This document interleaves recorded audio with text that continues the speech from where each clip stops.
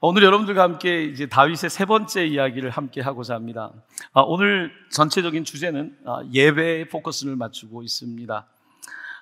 이번 여름 성경학교 수련회를 저도 좀 이렇게 옆에서 바라보면서 같이 좀 은혜를 경험하게 되었습니다.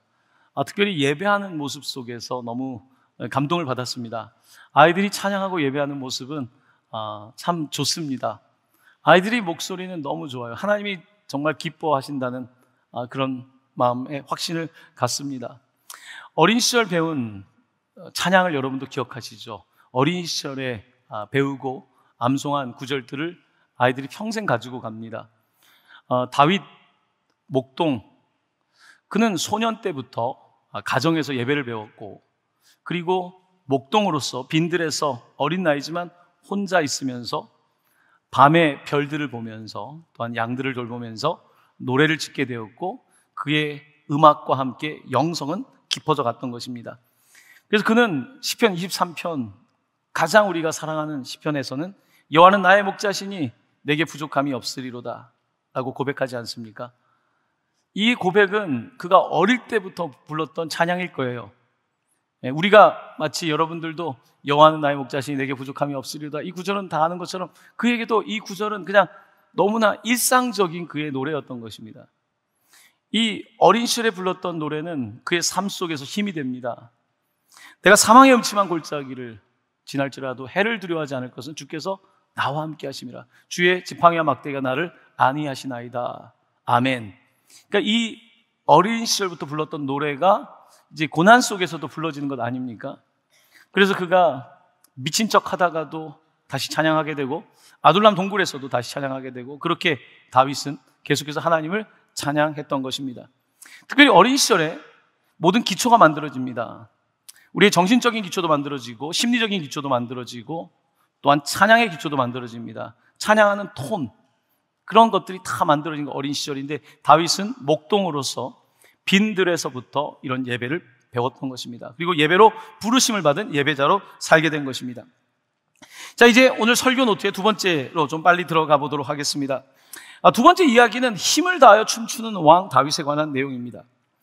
자, 이제 다윗이 약 10년 정도 도망자로서 살다가 드디어 그가 사울 왕이 죽고 이스라엘의 왕이 됩니다. 그가 왕으로 다스리던 지역을 헤브론이라고 말하는데, 그 헤브론에서 그가 왕으로 다스리면서 전쟁을 치르면서, 그 당시에는 아직 예루살렘은 이스라엘 땅이 아니었습니다. 여부수족이 살던 그 땅을 점령하고 예루살렘을 그의 수도로 삼게 되고, 그리고 예루살렘을 흔히 다윗성이라고 부릅니다. 바로 그 다윗성이 만들어질 때에 다윗의 마음에 하나님께서 감동을 주셨습니다. 그것은 바로 조상 이스라엘이 광야에 있을 때부터 바로 성막의 언약궤를, 정말 주님의 임재를 모시고 예배하지 않았습니까? 거기서 제사를 드렸고, 바로 이 성막을 예루살렘에 세우고, 그래서 그 언약궤를 가져오는 것이 하나님께 주신 감동이었습니다. 자, 그래서 그가 이제 언약궤를 예루살렘으로 가져와서 예루살렘의 도성이 하나님의 임재 도성이 되기를 바랬는데, 사무엘하 6장 3절에는 이렇게 기록이 되어 있습니다. 그들이 하나님의 궤를 새 수레에 싣고 산에 있는 아비나답의 집에서 나오는데, 아비나답의 아들 우사와 아요가 그 새 수레를 모니라. 자, 이제 그들이 하나님의 언약궤를 가지고 오는데, 언약궤는 무엇입니까? 언약궤는 하나님이 주신 돌판을 넣어둔 곳이고, 거기에는 만나와 아론의 지팡이가 있다고 하죠. 바로 하나님의 약속, 말씀이 들어있는 곳이고, 그 덮개가 있는데 그것을 우리가 그룹의 날개, 천사의 날개를 하고 있는데, 이 덮개를 일컬어서 은혜의 보좌라고 부르는 거예요. 우리가 흔히 은혜의 보좌로 나아간다고 할 때 언약궤를 덮고 있는 하나님의 그 은혜 자리를 말하는 것인데요, 바로 그 언약궤를 이제 실어서 예루살렘으로 옮겨오는 과정이었습니다. 이 일을 감당했던 사람은 그 레위 지파의 아비나답이었고, 그의 아들 우사와 아효가 새 수레를 준비해서 오게 되는데요, 성경은 이때 3만 명 이상의 사람들, 다윗이 3만 명을 모집했고, 그 이상의 사람들이 행진을 하는데, 퍼레이드를 하는데 같이 음악을 연주하고 이 놀라운 하나님의 임재를 예루살렘으로 모셔오면서 엄청난 길에서의 스트릿 예배가 시작된 거죠. 바로 그렇게 이런 일들이 진행되고 있었는데요. 자, 그런데 이 행렬이 진행되고 있는 가운데 믿지 못할 사건이 하나 벌어지게 됩니다. 사무엘하 6장 6에서 7절인데요.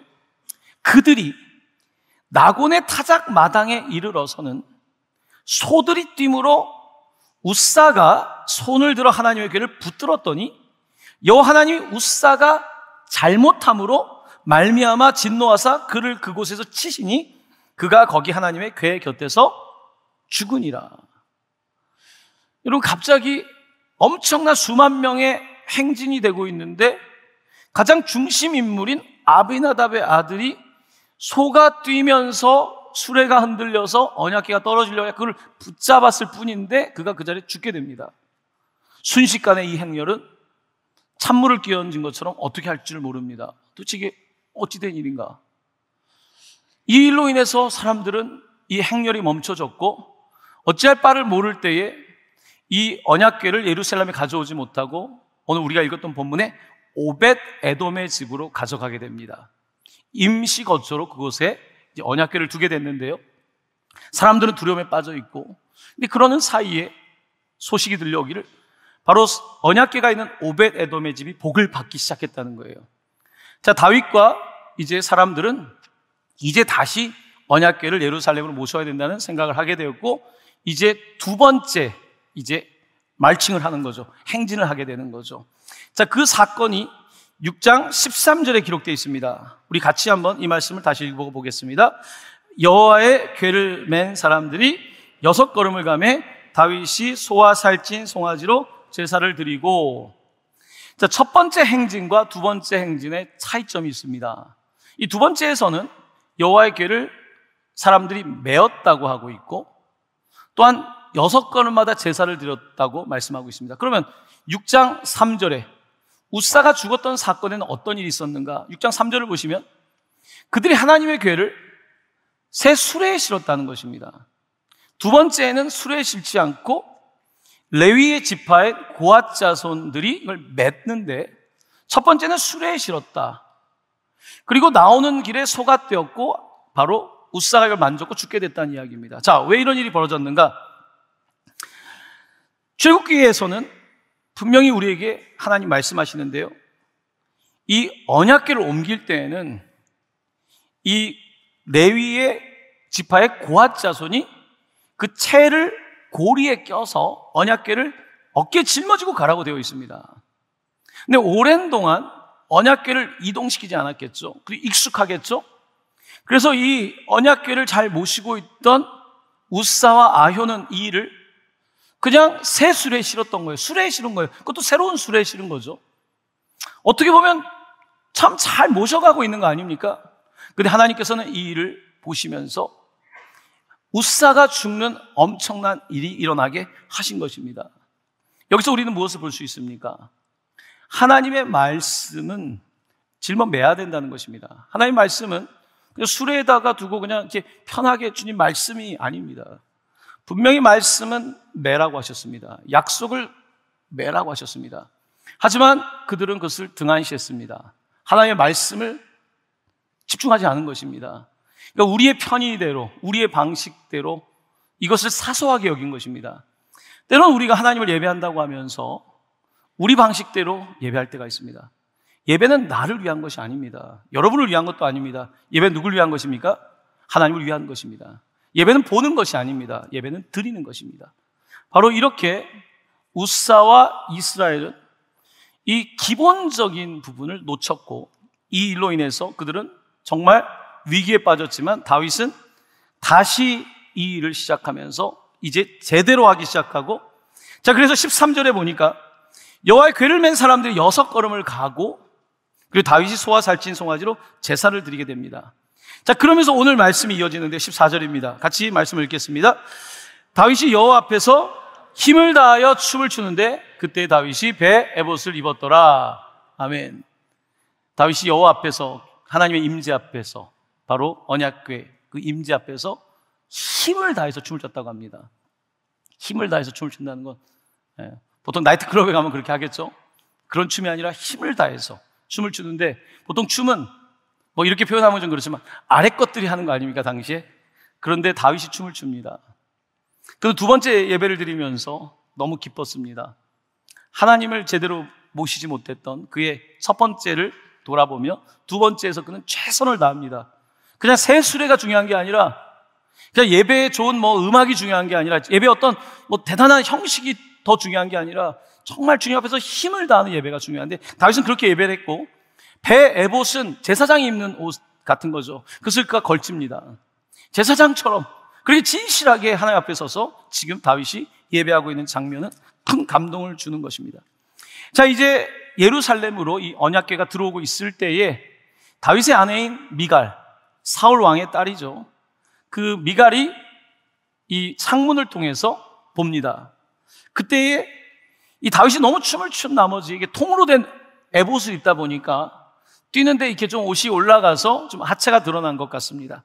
그때 미갈이 이런 얘기를 왕에게 합니다. 이스라엘 왕이 오늘 어떻게 영화로우신지, 방탕한 자가 염치 없이 자기의 몸을 드러내는 것처럼 오늘 그의 신복의 계집종의 눈앞에서 몸을 드러내셨습니다 라고 말을 하는 겁니다. 여러분, 그 왕의 딸이기도 하고 남편이 좀 이렇게 좀 하체가 드러나는 것이 얼마나 민망했겠습니까? 그런 이야기를 들을 때 다윗은 이번에 넘어가질 않습니다. 다윗은 하나님에 관해서는 넘어가지 않는 사람이었습니다. 하나님에 관해서는 그가 화가 났습니다. 미갈이 하는 말이 틀린 말이 아니지만 다윗은 화를 내며 이렇게 말합니다. 21절에서 22절인데 이는 여호와 앞에서 한 것이다. 그가 내 아버지 사울이죠. 그의 온 집을 버리시고 나 다윗을 택하사 나를 여호와의 백성 이스라엘의 주권자로 삼으셨으니 내가 여호와 앞에서 뛰놀리라. 여호와 앞에서 댄스하겠다. 내가 이보다 더 낮아져서 스스로 천하게 보일지라도 내가 말한 바 계집종에게는 내가 높음을 받으리라 한지라. 다윗은 나는 하나님 앞에서 춤을 췄고 나는 지금 당신이 말한 것들이 나한테 와닿지 않는 것은 나는 지금 너무 기쁘고 하나님께 예배하는데 낮은 사람들이 아니라 계집종들이 아니라 나는 계집종보다 더 낮아져도 상관없다고 말하며 그는 하나님을 향한 놀라운 예배를 지금 정말 선포하고 있는 것입니다. 사랑하는 성도 여러분, 다윗은 예배자였습니다. 그는 진실한 예배자였습니다. 예배에 있어서는, 찬양에 있어서는 그는 절대로 두 번째, 세 번째가 되고 싶지 않았습니다. 그는 하나님을 철저하게 예배했고, 그리고 이 사건, 웃사의 이 사건을 교훈 삼아서 성경은 계속 그 이야기를 하고 있는데 역대상 15장 13절은 이렇게 기록하고 있습니다. 전에는 너희가 매지 아니하였으므로 우리 하나님 여호와께서 우리를 찢으셨으니 이는 우리가 규례대로 그에게 구하지 아니하였음이라 하니, 분명한 것은 이 매지 않았던 사건, 새 수레를 가져왔던 사건을 계속해서 언급하고 있습니다. 사랑하는 성도 여러분, 다시 한번 말씀드립니다. 언약궤는 하나님의 말씀을 뜻하는 것입니다. 그의 약속의 말씀, 구약, 신약 다 약속의 말씀 아닙니까? 이 말씀을 짊어지라고 한 것입니다. 그냥 수레에다가 예쁘게 놔두라는 것이 아닙니다. 우리가 쉽게 이동하라는 것이 아닙니다. 짊어지라고 하셨고 다윗은 이것을 깊이 새깁니다. 첫 번째 실수를 깊이 새기고 그는 이 이후에 이 예배에 있어서 가장 더 감독하고 적극적으로 개입을 하게 되는데요. 자, 세 번째입니다. 오늘 설교의 세 번째 주제는 왕 같은 제사장, 로열 프리스트에 관한 겁니다. 제사장인데 로얄, 바로 왕족이죠. 왕 같은 제사장. 우리 교회를 다니는 사람들은 이 표현을 너무나 많이 들었습니다. 왕 같은 제사장의 모델은 바로 다윗입니다. 다윗은 분명히 왕입니다. 그건 제사장은 아니에요. 왜냐하면 다윗은 유다 지파예요. 레위 지파가 아닙니다. 레위 지파가 제사장이 되는 거거든요. 다윗은 유다 지파의 그리고 왕임에도 불구하고 그는 놀랍게도 이 제사장의 역할을 감당하게 되는데요. 사무엘하 6장 17절 말씀, 우리 한번 같이 이 말씀을 읽도록 하겠습니다.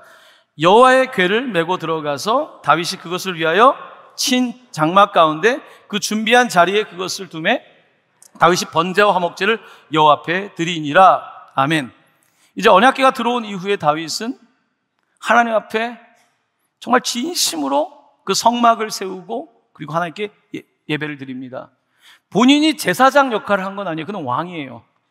하지만 왕 같은 제사장으로서의 일을 하게 되는데요, 그가 깨달은 거예요. 제사장들이 잘 알아서 하면 됐잖아요. 잘 못했잖아요. 제사장이 잘못했잖아요. 웃사의 죽음으로 이어졌잖아요. 예배는 그냥 하나의 종교 기관이 하는 게 아니라는 거예요. 하나의 종교인들이 하는 게 아니라는 거예요. 다윗은 이 예배는 모든 이스라엘이 드려야 되는 것인데, 이 예배에 있어서 정말 제사장이 아니지만 왕 같은 제사장으로서 그는 이 역할을 감당하게 됩니다. 이런 다윗의 마음은요, 하나님께서 이스라엘을 향한 마음과 같습니다. 이스라엘이 출애굽을 하고 시내산에 도착했을 때 하나님께서 그들에게 십계명을 주시고 성막을 짓게 하시면서 주신 말씀이 있습니다. 19장 5절 6절의 말씀인데요, 우리의 아이덴티티, 정체성에 대한 분명한 말씀입니다. 세계가, 온 세상이 다 내게 속하였나니 너희는 내 말을 잘 듣고 내 언약을 지키면 너희는 모든 민족 중에서 내 소유가 되겠고, 그 다음 말씀 같이 읽어볼까요? 너희가 내게 대하여 제사장 나라가 되며 거룩한 백성이 되리라. 너는 이 말을 이스라엘 자손에게 전할지니라. 아멘. 하나님께서는 이집트에 있던 소수민족이었던 이 이스라엘을 불러내셨고, 너희들은 나의 소유일 뿐만 아니라, 이제 주인이 바뀐 거죠. 바로 왕이 주인이 아니라 너희들은 내 소유일 뿐만 아니라 제사장 나라, 프리스틀리 킹덤이라고 분명하게 말씀하십니다. 제사장 나라. 여러분, 제사장 나라는 무엇입니까?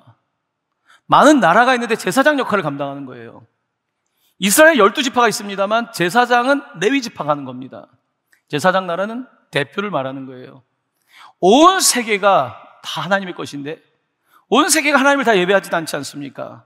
우상을 섬기고 각자 죄 가운데 있지 않습니까? 하나님이 이스라엘을 부르시면서 너희들은 내 소유고 제사장 나라다. 너희들은 정말 예배하는 바로 그 민족이고, 너희들은 이 열방 가운데 정말 모든 세상에 하나님에 속했다는 것을 증언해야 되는 사람들이다. 바로 제사장 나라를 강조하신 것입니다. 이 놀라운 제사장 나라를 만들기 위해서 다윗은 분명한 확고한 정치 이념과 신앙의 확신을 갖고 있었습니다. 이 이스라엘은 단순히 왕정 국가만이 아니라 하나님이 왕이 되시고 통치하시는데 그 확실한 표현이 예배라는 것입니다. 하나님을 예배하는 것이 가장 중심에 있다는 사실을 다윗은 확신했고, 그래서 이스라엘을 예배하는 나라로 만들기 위해서 두 번째, 그는 주도적인 예배 개혁을 시작한 것을 볼 수 있습니다.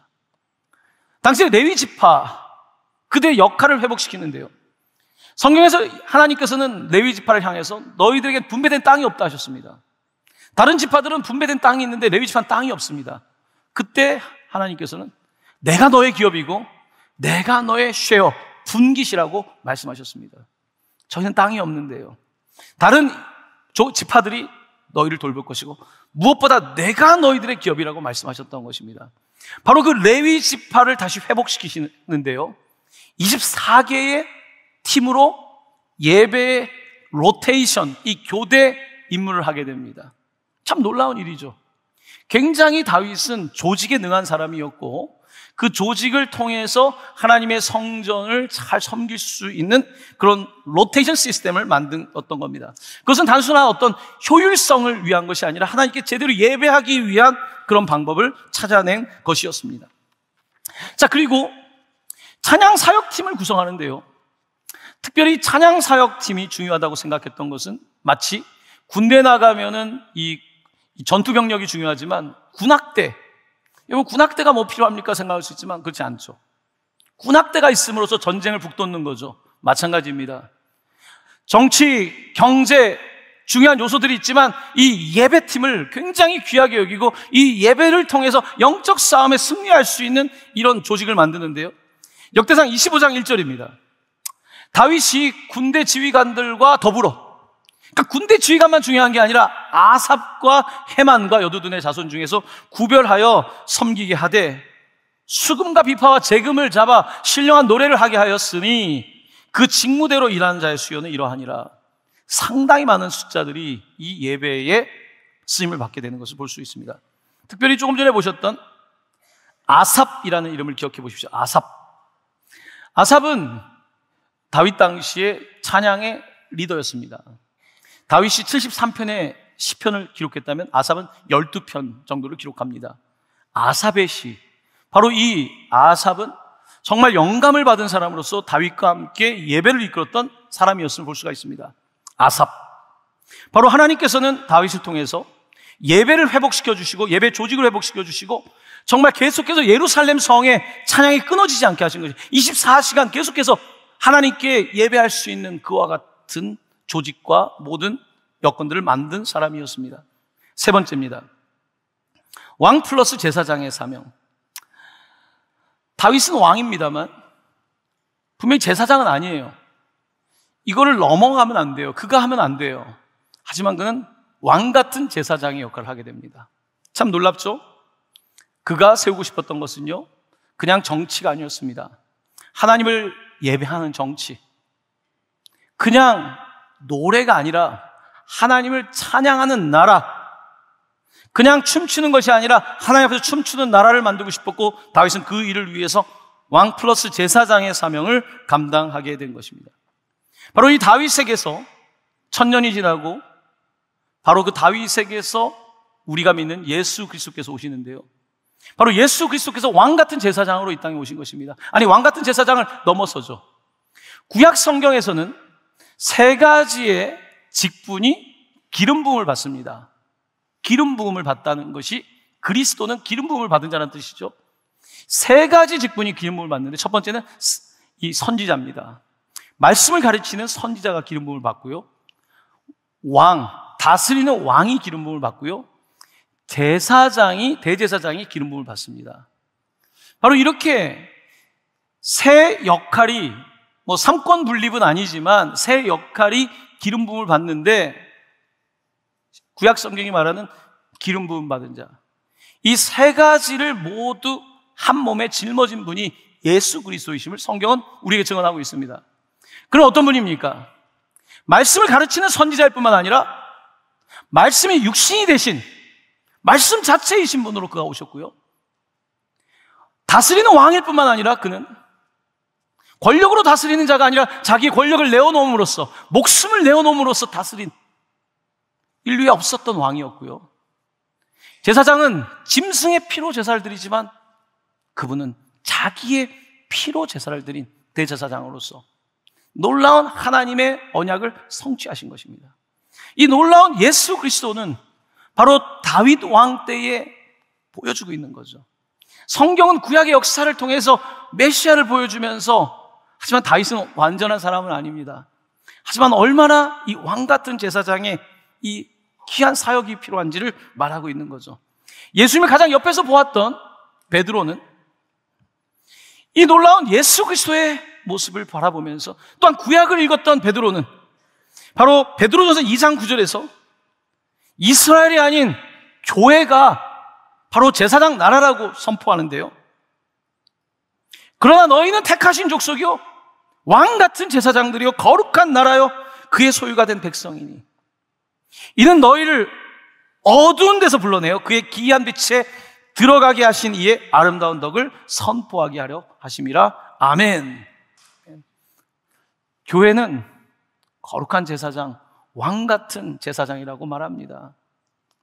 놀라운 거예요. 교회는 세계가 다 하나님께 속해 있지만 대표 선수인 거예요. 예배하는 거예요. 오늘 여기에 계신 분들이, 사람들은 각자 자기의 주인을 몰라서 각자 어딘가에 흩어져서 예배하고 있겠지요. 세상을 예배하고 우상을 예배하고 있겠지만, 하나님께서 선택한 여러분들은 내 소유이고 내 백성이고 족속이고 거룩한 제사장이라고 말씀하고 계신 것입니다. 할렐루야. 여러분은 거룩한 제사장인 것입니다. 그래서 우리는 대표하는 것입니다. 예배하지 않는 가정에서 오신 분 계십니까? 내가 그 가정에서 지금 예배하는 것입니다. 예배하지 않는 직장이지 않습니까? 하지만 그 안에서 내가 기도하고 예배하는 것입니다. 이 나라 이민족이 가는 길 앞에서 예배하는 것입니다. 뿐만 아니라 우리가 갈 수 없지만 북한 땅을 바라보면서 예배하지 않지만 이곳에서 예배하는 것입니다. 열방을 향해서 바로 주님의 마음으로 예배하는 것, 바로 이것이 다윗에게 주셨던 사명이었고, 다윗은 이 왕 플러스 제사장의 사명을 정말 감당했던 것입니다. 다윗은 정말 하나님을 사랑했던 사람입니다. 진심으로 하나님을 사랑했던 사람, 하나님의 마음에 맞는 사람. 마지막 네 번째입니다. 다윗은 성전 설계자이자 준비자 역할을 감당합니다. 이제 다윗이 예루살렘에 언약궤가 들어오고 이제 모든 것들이 안정되기 시작할 때 하나님께 다윗의 마음에 참 큰 감동을 주셨는데, 그가 선지자 나단에게 하루는 이런 말을 합니다. 사무엘하 7장 2절인데요. 왕이 선지자 나단에게 이르되 볼지어다 나는 백향목 궁에 살거든 하나님의 궤는 휘장 가운데 있도다. 다윗은 이제 예루살렘 성에 다 정착되고 건물도 짓고 하는데 사람들도 집을 짓고 살지 않습니까? 하나님의 언약궤는 여전히 성막, 이게 천막에 있는 거죠. 하나님께서는 장소가 중요하지 않다 하셨고 내가 지킨 규율대로만 하라고 하셨지만, 다윗의 마음에는요, 어떻게 하나님이 물론 거기만 계시지 않지 않습니까? 다 우주가 전부 다 하나님 건데 하나님 거기 계신 것만은 아니지만 하나님의 그 임재를 모시는 이 성막을 보면서 그는 마음이 아팠습니다. 너무 마음에 부끄러움과 찔림이 있었던 겁니다. 그래서 하나님께 성전을 짓고 싶다는 말씀을 드립니다. 그때 하나님께서는 나한테 그렇게 성전이 중요한 건 아니다. 하늘도 담을 수 없는 하나님을 뭘 짓겠습니까만, 하나님께서는 그때 다윗의 마음을 받으셨습니다. 그러면서 말씀하세요. 단 너의 마음을 받지만 너가 성전을 지을 수는 없다. 왜냐하면 너는 전쟁에서 너무 많은 피를 흘렸기 때문에. 왜냐하면 성전은 만민이 기도하는 집인데 전쟁에 피를 많이 흘린 너가 아니라 너의 아들 솔로몬이라는 이름의 뜻은 샬롬, 평화란 뜻입니다. 바로 평화의 왕 솔로몬 때에 이 성전을 지을 것을 말씀하셨던 겁니다. 다윗은 굉장히 좀 섭섭한 마음이 있었을 것입니다. 짓고 싶은데 지을 수가 없었습니다. 사무엘하 7장 11절에서 12절에 귀한 말씀이 이렇게 기록되어 있습니다. 또 내게 이르노니 여호와가 너를 위하여 집을 짓고, 무슨 말입니까? 다윗이 하나님의 집을 짓고 싶다고 했을 때 하나님께서는 고맙다, 내가 너의 집을 지어줄게 라고 말씀하신 거예요. 사랑하는 성도 여러분, 내가 주님의 집을 짓는다고 할 때 주님이 여러분의 집을 지어준다고 말씀하시는 것입니다. 나는 아무것도 한 게 없는데, 내가 주님 위해서 조금 이거밖에 한 게 없는데 주님께서 내가 너의 집을 세워주겠다고 말씀하시고 그 다음 말씀이 이어집니다. 너의 수완이 차서, 너의 생명이 충분히 수완이 차서 내 조상들과 함께 누울 때에 내가 내 몸에서 내 씨를 내 뒤에 세워 그의 나라, 바로 솔로몬 이후의 나라 뿐만 아니라 하나님의 나라를 견고하게 하겠다고 축복하여 주신 것입니다. 다윗은 너무 감격했습니다. 내가 뭐라고, 목동 출신의 내가 왕이 되고 이렇게 하나님 나를 사랑하시는가. 근데 하나님께서는 다윗의 마음을 받으셨습니다. 그리고 그에게 설계도를 주셨습니다. 성전 건축은 못하지만 설계도를 주셨습니다. 건축 시공은 못하지만 건축 설계를 다윗에게 주신 것입니다. 그 말씀이 오늘 우리가 읽었던 역대상 28장에 기록되어 있는데요, 28장 11절 12절을 보면 다윗이 성전의 복도와 그 집들과 그 곡관과 다락과 골방과 속죄소 안에 있는 모든 방들이죠, 설계도를 그의 아들 솔로몬에게 주고, 또 그가 영감으로 받은 모든 것, 여호와의 성전과 심지어 뜰과 사면의 방과 하나님의 성전 곡관과 성물 곡관에 설계도를 주고 디자인을 주신 거예요. 패턴을 주신 겁니다. 그걸 주시고 그 다음 마지막 19절 말씀을 같이 읽겠습니다. 여호와의 손이 내게 임하여 이 모든 일의 설계를 그려 나에게 알려주셨느니라. 아멘. 아멘. 다윗은 도면을 받은 거예요. 도면을 그렸습니다. 이 도면을 보면서 무슨 생각을 했겠습니까? 도면을 보면서 그는 상상했겠죠. 건물을 상상했겠죠. 이 도면만 봐도 건물이 보이지 않습니까? 눈을 감으면 성전이 보이는 거죠. 어떻게 지성소, 성전이 있는지, 그 옆에 있는 복도는 어떻고 방은 어떻고 그 안에 성물들은 어떻고, 그는 이 모든 것들을 상상합니다. 눈을 감으면 성전을 상상하는 거예요. 사람들이 와서 이곳에 예배할 그 소리들, 찬양, 그의 상상은 아마 끝을 달렸을 거라 저는 생각합니다. 그는 도면을 받았죠. 하지만 성전을 짓진 못합니다. 우리의 신앙도 마찬가지입니다. 천국을 가보진 않았지만 도면이 있지 않습니까? 천국을 바라보면서 죽음이 가까이 올수록 그런 거 아닙니까? 성전을 바라보고 내가 바라볼 그 천국, 바로 이것이 다윗의 삶이었습니다. 그런 성전 설계도를 받아놓고서 정말 감동하고 또 감동하고, 눈을 감아도 그가 하고 싶었던 이 성전, 이 짓는 것, 너무 깊은 곳에 있었어요. 그는 너무 주님을 사랑했습니다. 사모했습니다. 그 사모하는 최고의 방식은 그가 성전을 짓는 거였습니다. 그는 설계로 끝나지 않습니다. 설계 이후에 그는 건축 공사를 위한 모든 건축 자재를 준비하고 기술자들을 모두 준비시키는 놀라운 일을 합니다. 자, 역대상 28장 2절 3절인데요. 나의 형제들, 나의 백성들아, 내 말을 들으라. 나는 여호와의 언약궤 곧 우리 하나님의 발판을 봉안할 성전을 건축할 마음이 있어서 건축할 재료를 준비하였으나 하나님이 내게 이르시되 너는 전쟁을 많이 한 사람이라 피를 많이 흘렸으니 내 이름을 위하여 성전을 건축하지 못하리라 하셨느니라. 다 준비한 거예요. 건축 자재까지. 그 준비한 내용이 성경에 가득합니다. 그런데 이 성전 건축을 준비하면서 국가 재정으로만 하지 않았습니다. 다윗은요, 자기 걸 내어드립니다. 역대상 29장 3절입니다. 내 마음이 내 하나님의 성전을 사모함으로 내가 개인적으로 사유한 그 문으로 내 하나님의 성전을 위하여 드렸노니. 그는 평범한 왕이 아니었습니다. 그냥 예산을 집행하는 수준의 왕이 아니었습니다. 자신의 실제 삶과 물질을 드리는 왕이었습니다. 그 이후에 사람들은 자발적으로 드리기 시작합니다. 여러분, 교회는요, 자발적인 거예요. 하나님은 무슨 세금 걷듯이 걷지 않습니다. 다윗은 너무 은혜가 컸던 거예요. 너무 은혜가 크기 때문에 드리고 싶었던 거예요. 너무 감사했던 거예요. 설명할 길이 없었던 거예요. 그는 정말로 성전을 사모했던 사람이에요.